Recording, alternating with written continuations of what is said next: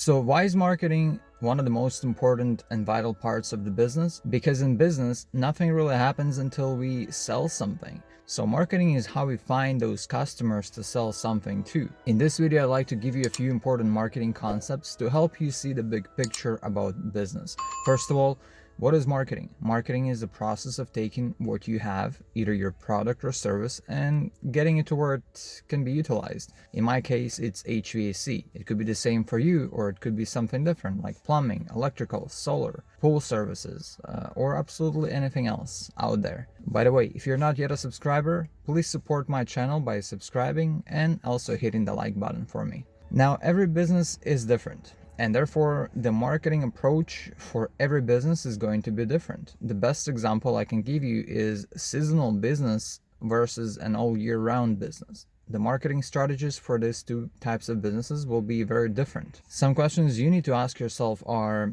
do I have a marketing model, a consistent approach to marketing, and do I have a marketing plan written out for the whole year? These things are extremely important. The big corporations such as McDonald's or Coca-Cola, what they've created is not only a brand, but what's called an emotional attachment to their brand. Now, every time you see Coke, your mind might start visualizing that Christmas Coke commercial that we all loved as a kid. Well, at least I sure did. Made me crave Coke like a madman. The drink, not what you may have thought. Very few small companies are able to create such an emotional connection between their brand and the customer. But if you're able to do something like this, your success will be huge. When a physical or emotional response is created around a company or brand, and a customer has a need or want for a product or service offered by that brand becomes the brand of choice, or the company of choice.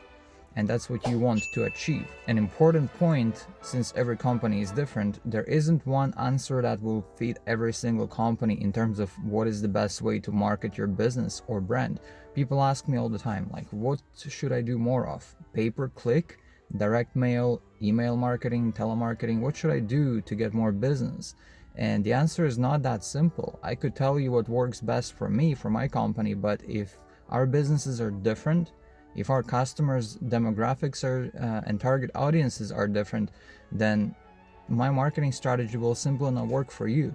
Your marketing plan has to fit into your overall business plan. You must have a good idea of your company's vision. What is your company trying to become? What are the values and belief systems of your company?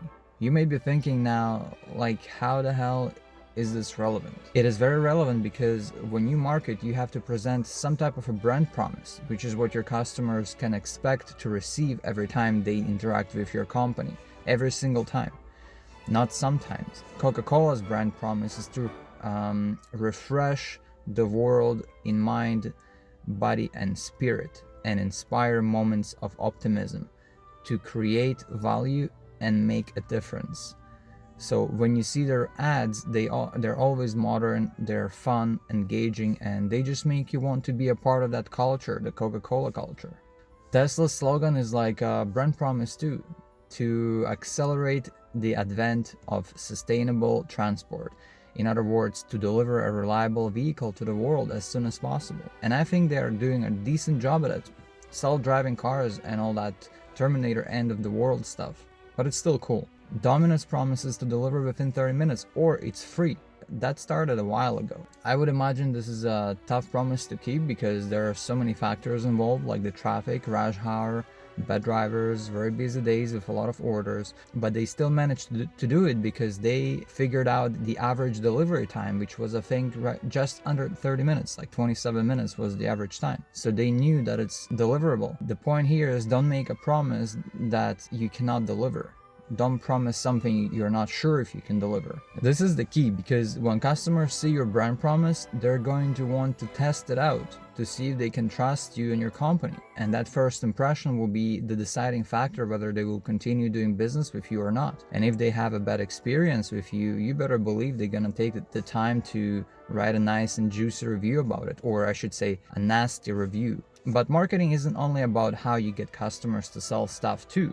It is also a plan on how you will be growing your business. This is a huge one to understand, to make sure you don't underestimate the importance of a proper marketing plan. You do it wrong, your business won't grow. You do it right, it will explode. So be prepared for either or, because too quick of a growth can also damage the business. If you're not ready and you're not prepared, you don't know how to handle it, the amount of customers, then it will harm your business. So a marketing plan should include the sales process, lead generation, and brand development. So again, it's not a simple yes or no question. It's not a simple should I do Google or Yelp, or should I do pay-per-click or Facebook ads.